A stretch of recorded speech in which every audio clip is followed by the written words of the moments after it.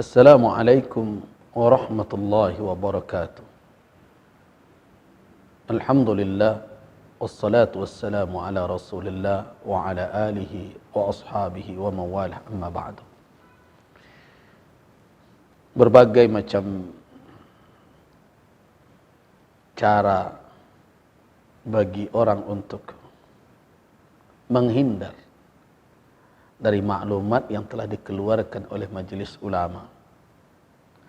Yang pertama adalah dengan membaca satu poin maklumat.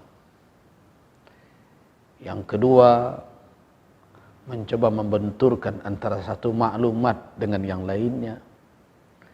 Dan bahkan ada pula yang membawa fatwa dan maklumat dari daerah lain, kemudian mereka bandingkan dengan maklumat yang dikeluarkan oleh ulama di daerah kita.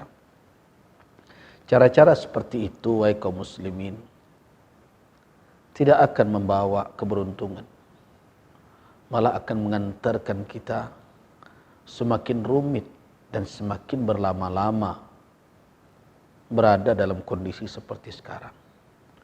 Saya ingin katakan kepada kita semua, maklumat MUI nomor 005 merupakan kelanjutan dari maklumat-maklumat sebelumnya. Mulai dari maklumat pertama ketika ada protes kedatangan turis dari China ke Sumatera Barat, kemudian berlanjut dengan maklumat yang kedua setelah keluarnya fatwa nomor 14 dari MUI Pusat. Kemudian selanjutnya maklumat 003 ketika kondisi telah mulai meningkat dan adanya orang yang positif terjangkit wabah corona di Sumatera Barat. Kemudian maklumat yang keempat terkait dengan seruan MUI kepada pihak yang berwenang untuk mengatur dan mengambil sikap tegas terhadap kerumunan-kerumunan di berbagai tempat, bukan hanya di masjid saja, di pasar, di kedai kopi, dimanapun yang tidak diperlukan untuk kebutuhan pokok kehidupan. Dan terakhir adalah maklumat yang kelima. Saya jadi heran apa sebenarnya yang diinginkan oleh orang ketika keluar maklumat langsung mengatakan, nah sudah ada pengecualian, kita sudah bisa salat. Mereka tidak membaca maklumat itu dengan baik. Saya ingatkan kepada orang-orang yang baru membaca judulnya kemudian berkomentar, atau mendengar separuh kemudian berkomentar. Begitu juga pengurus-pengurus masjid. Dan saya imbau juga para da'i, para imam, para muazzin. Marilah sekarang ini kita saling mendengarkan. Tidak ada untungnya kita menunjukkan sikap bahwa kita berbeda dari orang lain.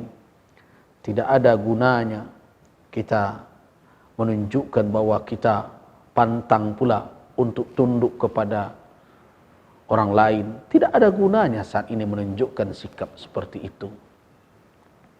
Nah, saya ingin jelaskan sedikit. Karena ada yang bertanya, sebagian daerah kabupaten kota telah mengeluarkan keputusan-keputusan bupati-bupati untuk melarang di kabupaten atau di kotanya beribadah berjamaah, salat fardu dan salat Jumat tanpa mengecualikan seperti yang ada di dalam maklumat MUI 005. Saya tegaskan bahwa keputusan para bupati itu telah benar adanya. Kenapa? Karena para bupati yang mengeluarkan itu telah berkoordinasi dengan MUI di kabupaten kota, bahkan ada di antara beliau-beliau itu yang langsung berkoordinasi dengan Ketua Umum MUI Sumatera Barat. Nah, kenapa demikian? Karena yang pertama, wilayah perkotaan tanpa ada pengecualian. Wilayah perkotaan jelas tetap tidak menyelenggarakan ibadah salat fardu berjamaah di masjid cukup di rumah saja. Begitu juga ibadah salat Jumat diganti dengan salat zuhur di rumah masing-masing. Wilayah perkotaan. Kemudian berikutnya wilayah pinggiran kota. Wilayah pinggiran kota. Kenapa wilayah pinggiran kota itu juga sama dengan kota? Karena apabila wilayah pinggiran kota melakukan atau menyelenggarakan salat Jumat misalnya, maka masyarakat kota akan berbondong-bondong ke sana dan ini berisiko lebih besar terjadinya penyebaran wabah. Ingat, Sumatera Barat dalam sehari ini saja ada 12 orang tambahan positif terkena wabah ini. Itu makanya daerah wilayah kota dan wilayah sekitar kota. Nah, terus ada yang mengatakan bahwa kami tidak masuk dalam wilayah yang dua itu. Nah, berarti kita boleh. Tidak begitu kesimpulannya. Ini yang berkali-kali saya ingat, tidak seperti itu kesimpulannya. Mentang kita tidak berada dalam kota, tidak berada di pinggiran kota, wilayah yang berbatas dengan kota, terus otomatis kita mengatakan kita boleh. Tidak seperti itu adanya. Ada lagi, itu berada tidak di pasar-pasar pertama. Yang kedua, masjid itu menghimpun jamaah dari berbagai tempat heterogen atau tidak. Yang ketiga, masjid itu berada di perlintasan jalan raya atau tidak. Nah, kalau berada dalam kondisi seperti itu, tetap tidak menyelenggarakan ibadah fardu berjamaah, tidak menyelenggarakan salat Jumat, tapi diganti dengan zuhur di rumah masing-masing. Nah, kemudian ada lagi, oh berarti kita tidak berada dalam nomor satu, tidak pula dua, berarti kita boleh. Tunggu dulu, baca dengan benar maklumat itu. Orang yang tidak berada rumah ibadahnya, masjidnya dalam kategori 1 dan 2, kalau dia ingin melakukan harus mutlak, ya, harus mewujudkan 3 ketentuan yang ada di dalam maklumat. 3 ketentuan. Tidak boleh satu saja. Jadi jangan akhirnya kita memakai maklumat MUI untuk menjalankan apa yang terasa oleh kita, kemudian mengabaikan bahagian dari maklumat itu. 3 persyaratan itu mutlak harus dipenuhi. Yang pertama, apa syaratnya? Yang pertama, harus daerah itu dilakukan karantina wilayah. Karantina wilayah. Kemudian yang kedua, harus ada rekomendasi dari pihak yang terkait, yang berwenang, menyatakan nagari atau jorong itu adalah steril, tidak mungkin ada penularan wabah corona.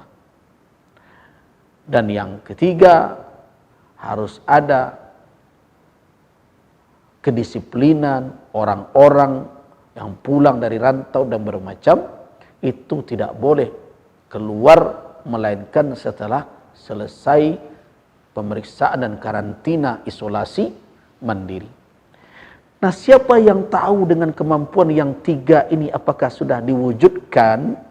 Bukan kita masing-masing, bukan pengurus masjid saja, tapi berkoordinasi dengan gugus tugas, dengan pihak yang terkait. Jadi bukan rasa-rasanya, rasanya kita tidak ada, rasanya bukan. Tapi koordinasikan. Nah, disinilah peran dari kepala daerah, kabupaten kota, melihat kemampuannya. Kalau kepala daerah, Bapak Bupati kita, Bapak Wali Kota kita, menilai kemampuannya, belum ada kemampuan daerah saya. Berdasarkan kepada kemampuan yang real, kita tidak mampu menjalankan 3 syarat itu di suatu negari atau wilayah kita, maka kepala daerah bersama Majelis Ulama Kabupaten Kota memutuskan untuk melarang seluruh kegiatan berkerumun dan juga meminta masjid-masjid untuk melakukan apa yang dipesankan oleh para ulama, jangan selenggarakan dahulu salat Jumat sementara waktu, salat zuhur di rumah. Jangan tunaikan dahulu salat fardu berjamaah di masjid. Lakukan di rumah masing-masing. Bupati dan wali kota itu tahu dengan kemampuan daerahnya, dengan keterbatasan kemampuan itu. Patuhi itu.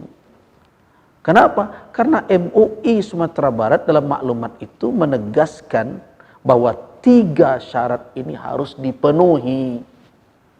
Baik kaum muslimin, jangan berusaha juga untuk keluar, menghindar dari petunjuk. Karena kita tahu dengan bahaya yang sedang mengancam negeri kita. Kemudian, jangan ada pula yang mengukur, kan belum ada yang meninggal. Na'udzubillah. Subhanallah dari perkataan seperti itu. Agama diturunkan untuk menyelamatkan nyawa. Selama ada keringanan diberikan oleh Allah kepada kita untuk menyelamatkan nyawa, diberikan keringanan untuk menjalankan syariatnya, ibadah kepadanya, ambil keringanan itu. Tidakkah kita mendengarkan selama ini cerita Ammar bin Yasir ketika dia harus mengucapkan kalimat yang menunjukkan kekufuran, keluar dari Islam. Dia ucapkan di saat dia dalam keadaan sudah terpaksa demi melindungi nyawanya. Setelah dia melihat ayah dan ibunya dibunuh, dia berlari menemui Nabi, mengatakan, halaktu, saya telah binasa ya Rasul, karena saya berikan ucapan yang membuat mereka senang. Tapi Nabi marahkah? Tidak. Nabi mengatakan, apabila mereka memaksamu lagi, katakan lagi, wahai Ammar. Yang penting apa? Bagaimana hatimu? Kata Ammar, mutmainnan bil iman ya Rasulullah. Hati saya tenang dengan keimanan. Nah, kalau mereka datang lagi, katakan lagi. Bayangkan. Nah, jadi jangan dicari lagi celah. Jadi apakah keputusan dari bupati, wali kota, seperti yang diputuskan di Kabupaten Solo, begitu juga yang diputuskan di Kota Bukit Tinggi, yang diputuskan di Kabupaten Dharmasraya, apakah sudah memperhatikan maklumat MUI yang terakhir? Saya katakan sudah. Terus kenapa mereka ingatkan agar seluruhnya meniadakan atau tidak menyelenggarakan salat Jumat dan salat beribadah fardu di masjid? Karena beliau-beliau itu memahami kemampuan daerah, memahami situasi dan kondisi.